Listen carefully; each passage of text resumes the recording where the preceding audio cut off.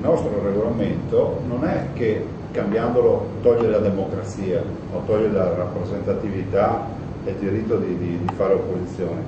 È che oggi io penso che questo regolamento, e mi rendo responsabile di quello che vi sto per dire, toglie il diritto di governare. Chi anche dai banchi dell'opposizione ha dimostrato coerenza rispetto a uno statuto che è partito sicuramente con le prove muscolari, ma che ha saputo poi trovare una sintesi.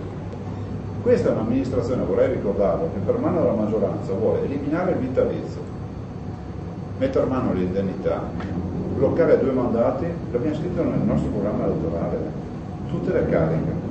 Però mai di andare a rappresentare a Roma una regione non virtuosa per il numero dei consiglieri, perché identificava dei parametri di virtuosità, e questo è un passaggio che secondo me non si è capito. Fuori da quel parametro, loro non mi dicono che sono fuori legge, mi hanno segnalato questo aspetto.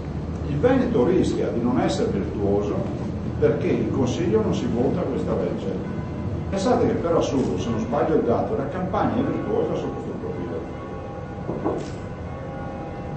Allora voi capite che il vero declassamento non è Moody's, sono queste robe qua, in aumento rispetto alla legge nazionale, che è un parametro di virtuosità. Ragazzi, non è la discussione del numero dei consiglieri, è che con questo regolamento non riusciamo a approvare nulla. Ma allora l'ipotesi di accantonare. Noi abbiamo avuto il coraggio di portarlo. La maggioranza vuole approvare questo statuto. Quando dicevamo ai Veneti, guardate che abbiamo un regolamento in Veneto che non c'è in nessuna parte del mondo, tutte le regioni, tutte le comunità locali vengano trascinate da rating nazionale. Ormai questo è un assunto, no?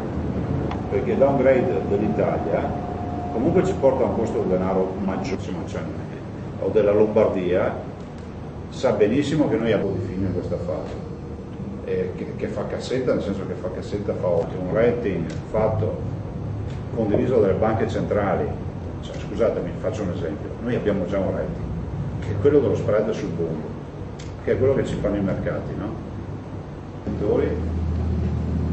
Che ormai vivono come i Vietcong, non sanno mai da che parte arriva l'amministrativa, voglio tenerlo intonso dai grandi dibattiti della politica, perché io so che parli della disoccupazione che c'è, del problema della raffineria dell'Eni, di queste robe, io voglio restarne fuori e vado dritta verso il programma elettorale che abbiamo depositato, che è visibile a tutti.